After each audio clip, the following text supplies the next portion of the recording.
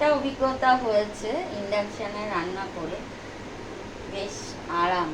কেন বলছি, গরম কিন্তু কম লাগে। এই দেখো হয়ে গেল ডিমের ঝাল।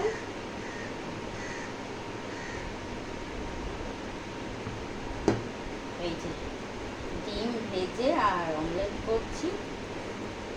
আর মাছ এসে গেছে বাজার থেকে, কালকে মেয়ে গিয়ে এনেছে চিংড়ি মাছ।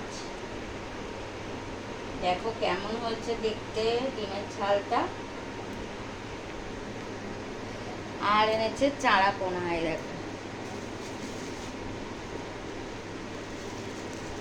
চারা পোনা। এটা পরে হবে রান্না। ওকে, আমার রান্না হয়ে গেছে, মেয়ে করবে পরে ওগুলো। টাটা।